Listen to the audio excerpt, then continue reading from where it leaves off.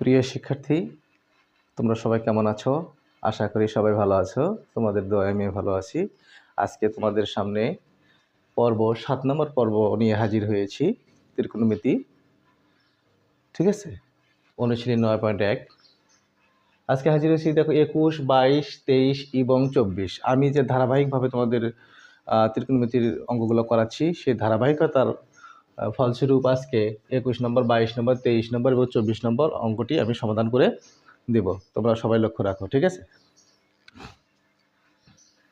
21 নম্বরটা দেখো, cos a plus sine A equal √2 cos a হলে প্রমাণ করো যে cos a minus sine A equal √2 sine a।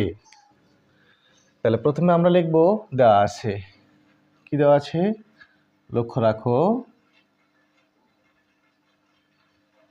cos a plus sign a equal √2 cos a, বা sign এটা এই পাশে লিখি √2 cos a, এই প্লাস আছে এখানে মাইনাস হয়ে গেল, পক্ষান্তর করলাম। ঠিক আছে, পক্ষান্তর করলে যদি প্লাস থাকে ওই পাশে গিয়ে মাইনাস হয়, মাইনাস থাকলে প্লাস হয়। ঠিক আছে, ইন্টু থাকলে ডিভাইডেড, ডিভাইডেড থাকলে ইন্টু হয়।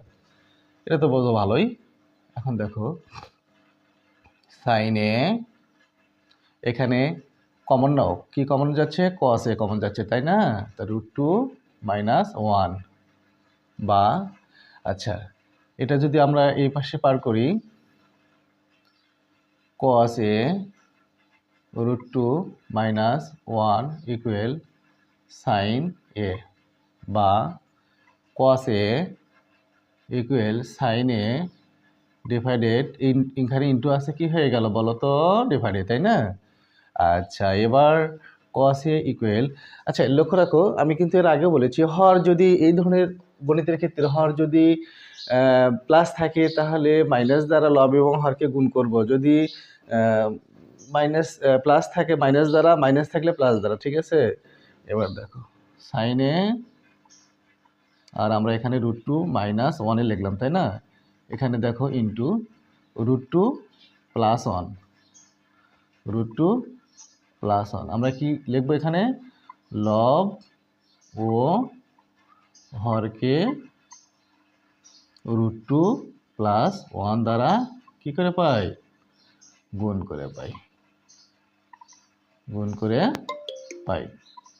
এই জিনিসগুলো দিবা, সাইড নোট দিলে ভালো হয়। হ্যাঁ, এবার দেখো, বা cos a ইকুয়াল, দেখো এই সাইনে √2 মধ্যে আছে, 1 মধ্যে আছে, √2 সাইন এ প্লাস সাইন এ। আর এখানে দেখো √2 মানে 1, √2 মানে এ ধরবো, 1 মানে বি ধরবো, তাহলে a plus B into A minus B কেমন, কোন সূত্র পড়েছে বলো তো? a square minus B square, বা cos a, তাহলে √2 সাইন এ, ঠিক আছে, প্লাস সাইন এ, এই পাশে √2 স্কোয়ার মানে কি 2, কারণ এই যে দেখো √2 স্কোয়ার, এই রুট আর স্কোয়ার কেটে যায়, কি থাকে? 2, সেই 2 লিখবো। এখন বলো তো কি লিখবো? এখন এখানে লিখবো 2, এই যে √2 স্কোয়ার মানে 2 মাইনাস 1 স্কোয়ার মানে 1, তাই না? এবার দেখো √2 সাইন এ প্লাস সাইন এ ডিভাইডেড কি থাকলো? 1 থাকলো। আচ্ছা,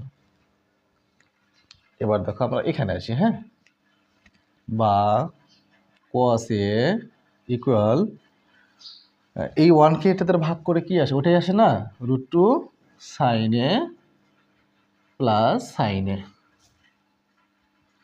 দেখো আচ্ছা কি চাইছে সেদিকে খেয়াল রাখতে হবে, তাই না? cos a minus sine A equal √2 sine A, তাই না? আমাদের কিন্তু লক্ষ্য রাখতে হবে কি চাইছে। তাহলে cos a প্লাস আছে না, তাহলে মাইনাস করব সাইন এ, এখানে √2 সাইন এ, তা আমরা শেষে অতএব দ্বারা প্রকাশ করব। ঠিক আছে, minus sine A equal √2 sine এ, আসছে না? তাহলে আমরা দেওয়া আছে দিয়ে কাজ করে আমরা কি করলাম, এটা পাওয়া গেছে। তাহলে আমরা কি লিখবো? প্রমাণিত বা প্রুভড। ওকে, আশা করি বুঝতে পেরেছো।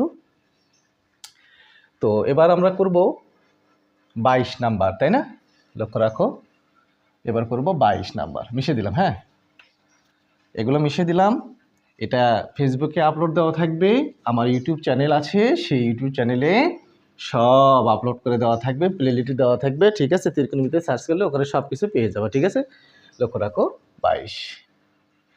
যদি tan a ইকুয়াল 1/√3 হয় তবে প্রমাণ করো যে না, যদি tan a ইকুয়াল 1/√3 হয় তবে cosec square minus sec square divided cosec square plus sec square এর মান নির্ণয় করো।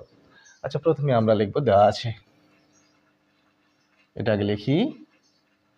এখানে এই অঙ্কটা বহুভাবে করা যায়, আমরা সহজভাবে করার চেষ্টা করব ইনশাল্লাহ, যাতে তোমরা খুব সহজে বুঝতে পারো। ঠিক আছে, এবার দেখো, এটা দেওয়া আছে, এটার মান চাইছে। তাহলে দেখো, কোসেক সেক দেওয়া আছে, এখানে দেওয়া আছে tan এর মান। তাহলে আমরা এখানে কিন্তু মানটা বসান যাচ্ছে না, সরাসরি কি কোনো মান বসান যাচ্ছে? তাহলে সরাসরি কোনো মান বসান যাচ্ছে না। তাহলে কি করব আমরা, বলো তো? তাহলে এখানে আমরা লক্ষ্য রাখি, কোসেক মানে কোসেক স্কোয়ার মানে 1 প্লাস কট স্কোয়ার মানে 1/tan স্কোয়ার। তাহলে এই কোসেক থেকে আমরা এই tan আনা যায় কিনা সেটা আমরা লক্ষ্য রাখবো। আচ্ছা, এখানে ভেঙে নেই আগে, এখানে কোসেক স্কোয়ার ইকুয়াল আমরা কি জানি, 1 প্লাস কট স্কোয়ার। ভালো লক্ষ্য রাখো ভালো করে। আচ্ছা, 1 প্লাস, তাহলে কোসেক স্কোয়ার কিন্তু 1 প্লাস কট স্কোয়ার আমরা জানি, তাই না? তো কট মানে কি 1/tan, তাহলে যেহেতু স্কোয়ার আছে tan স্কোয়ার। এবার দেখো 1 ঠিক রাখলাম, এই tan মানে কি এখানে দেখো তো 1/√3, কিন্তু স্কোয়ার আছে এখানে, স্কোয়ার থাকার কারণে এই পাশে স্কোয়ার দিলাম, তাই না? 1 প্লাস 1 ঠিক রাখলাম, 1 স্কোয়ার মানে 1 ডিভাইডেড, তারপরে √3 স্কোয়ার মানে 3। এটা হচ্ছে 1 প্লাস, মানে একটা ভাগ আছে, গুণ দিয়ে উল্টে গেল, 3 নিচে 1 থাকলো। আমরা যদি লসাগু করি 1 প্লাস 1 কেটে গেল, 3 থাকলো। তাহলে 4 ডিভাইডেড 1 ভাগ করলে 4ই হলো। কিসের মান পেলাম আমরা, বলো তো? কোসেক স্কোয়ারের মান পেলাম, তাই না? আচ্ছা, এবার দেখো আমরা সেক স্কোয়ারের মান বের করব। আবার কার মান বাই করব? Sec square. তাহলে সেক স্কোয়ার সমান কি লেখা যায় বলো তো? 1 প্লাস tan স্কোয়ার। ঠিক আছে, সেক স্কোয়ার মানে 1 প্লাস tan স্কোয়ার। ওই যে sec square minus tan square সমান 1 পাওয়া যায়, তাহলে সেক স্কোয়ার সমান 1 প্লাস tan স্কোয়ার পাওয়া যায়। এবার লক্ষ্য রাখো, সরাসরি আমরা মান বসাবো, tan এর মান 1/√3 স্কোয়ার। 1 প্লাস 1 স্কোয়ার মানে 1, √3 স্কোয়ার মানে 3, তাহলে 3 কে 3 প্লাস কেটে গেল, 1 থাকলো, তাহলে 4/3। তাহলে সেকেরও মান পাওয়া গেল, কোসেকেরও মান পাওয়া গেল। এখন আমরা সরাসরি লিখব প্রদত্ত রাশি বা অতএব লিখতে পারো, যেটা তোমাদের খুশি। প্রদত্ত রাশি কত? কোসেক স্কোয়ার এ মাইনাস সেক স্কোয়ার এ ডিভাইডেড কত আছে? কোসেক স্কোয়ার এ প্লাস সেক স্কোয়ার এ। সরাসরি মান বসাবো, আমরা কিন্তু মানটা পেয়ে গেছি, বের করে নিছি, তাই না?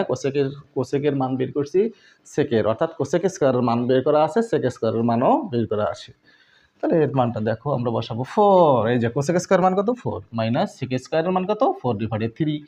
তাহলে এই যে ভাগ দাও, এটা কিন্তু ধারাবাহিকভাবে মাঝখানে দেবো, 4 প্লাস 4 ডিভাইডেড 3। লক্ষ্য রাখো, উপরে কাজ করি আমরা, উপরে লসাগু 3, তা 3 4 12 মাইনাস কত? 3 কেটে গেল, তাহলে 4। আবার নিচেও লসাগু করো, 3 3 4 12 মাইনাস 4। এখানে আসি, 12 থেকে 4 বাদ দিলে কত থাকে? 8, নিচে 3, আবার ভাগ, 12 থেকে 4 বাদ দিলে কত থাকে? 3 থেকে গেলে 4, তাই না? 12 প্লাস, সরি নিচেটা প্লাস থাকে, 12 16 ভাগ 3, তাহলে 8 3। এটা ভাগ আছে, গুণ দিয়ে কি হয় বলো তো? উল্টে যাতে না, 3 3 কেটে গেলে 8 দুগুণে 16, কত থাকলো? হাফ। এটাই অ্যান্সার। ওকে, আশা করি বুঝতে পেরেছো।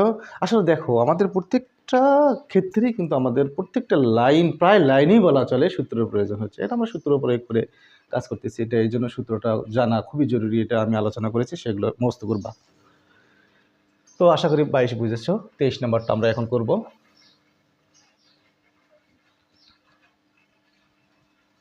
দেখো এবার কত করব?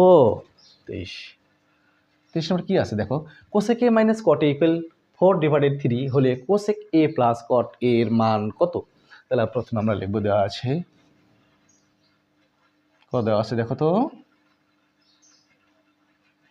কোসেকে মাইনাস কটে ইকুয়াল 4/3, তাই না? এটা দেওয়া আছে। আচ্ছা, এখানে কিছু টেকনিক অবলম্বন করব। এখানে আছে হলো দেওয়া আছে মাইনাস চাইছে প্লাস, তাহলে আমরা কিন্তু একটা জিনিস জানি, কোসেক স্কোয়ার, ওই যে মনে পড়ে cosec square minus cot square equal কি 1। তাহলে কোসেক স্কোয়ার মাইনাস কট স্কোয়ারের মধ্যে প্লাস আছে এবং মাইনাস আছে, তো মানটা একটা দেওয়া আছে মাইনাসের মান, তাহলে মাইনাসের মান যদি দেওয়া থাকে তাহলে প্লাসের মান পাওয়া যাবে না? হ্যাঁ, খুব সহজে পেয়ে যাও। দেখো আমরা জানি কি জানি, কোসেক স্কোয়ার এ মাইনাস কট স্কোয়ার এ ইকুয়াল 1 জানি, তাই না?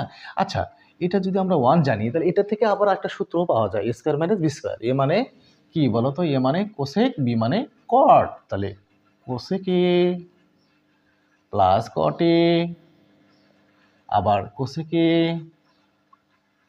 মাইনাস কট এ ইকুয়াল 1। ওকে, এবার দেখো মানটা দেওয়া আছে মাইনাসে, তাহলে এই মাইনাসের মান 4/3, তাহলে আমরা 4/3 এর পাশে প্রথমে লিখি, সমস্যা নেই। কোসেক এ প্লাস কট এ ইকুয়াল 1।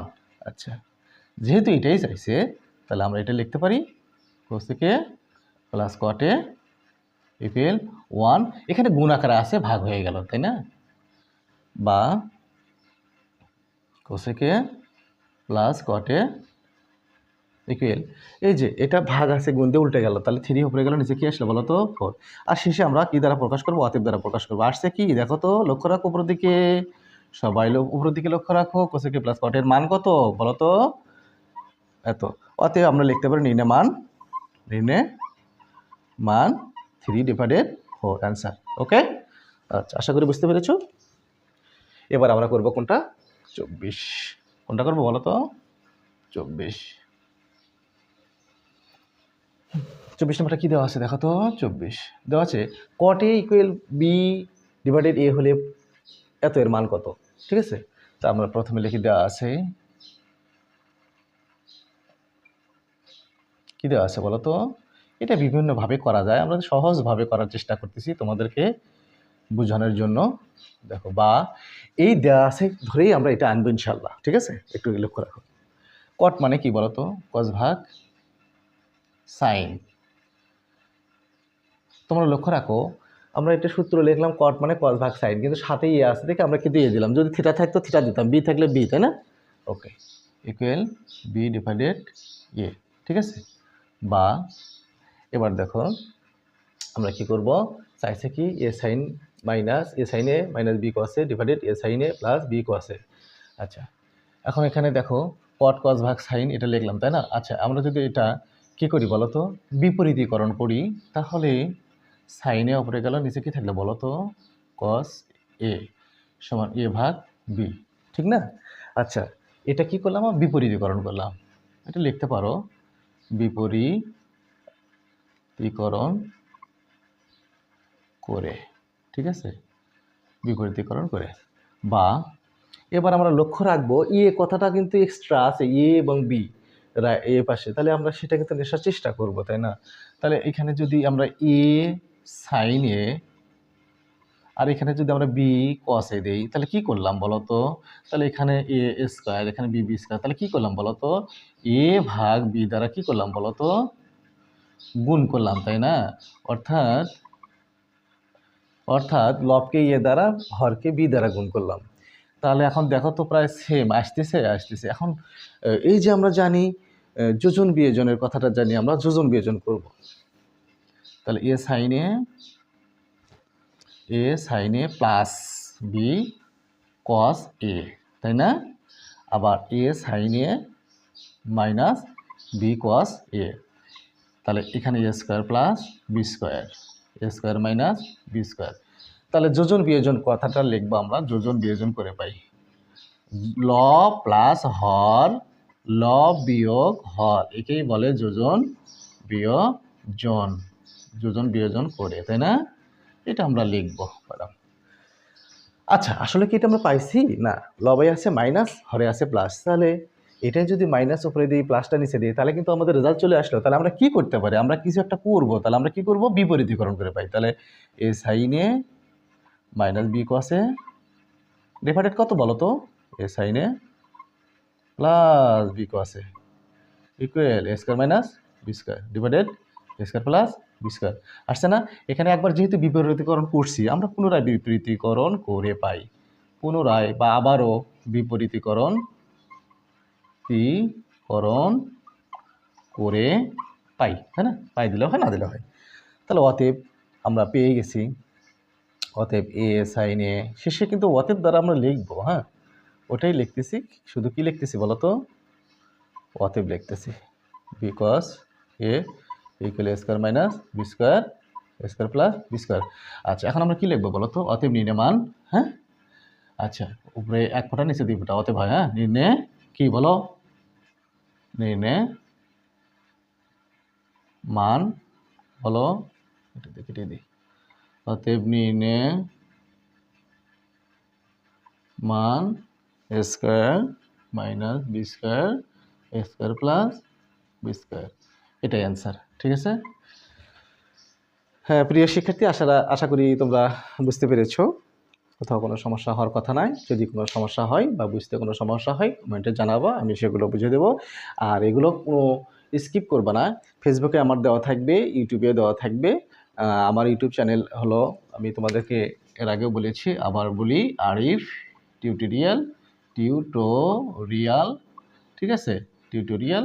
এখানে তোমরা একটু ভিজিট করবা, দেখবা, সাবস্ক্রাইব করবা এবং এগুলো আমি আপলোড করে দিব। তো সুন্দর মতো এগুলো ধীরে সুস্থে দেখবা, বুঝবা। ঠিক আছে? তো আজকে ধারাবাহিকভাবে আমরা যে ত্রিকোণমিতির অঙ্কগুলো করালাম, সেই ধারাবাহিকতার অংশ হিসেবে আজকে 4টা অঙ্ক করালাম। আশা করি বুঝতে পেরেছো। যদি কোথাও কোনো সমস্যা থাকে আমাকে জানাবা। ঠিক আছে? আর তোমরা যদি আমার চ্যানেলে নতুন হয়ে থাকো তাহলে তোমরা ফলো দিয়ে রাখবা, তাহলে পরবর্তী ভিডিওগুলো সহজে তোমাদের কাছে পৌঁছে যাবে। ঠিক আছে? আর তোমরা লাইক কমেন্ট শেয়ার করবা আর আমার এই ইউটিউব চ্যানেলটা সাবস্ক্রাইব করবা। তাহলে এ পর্যন্তই আজকে ক্লাস। তোমরা সবাই ভালো থাকো, সুস্থ থাকো আর তোমরা আমার জন্য দোয়া করবা।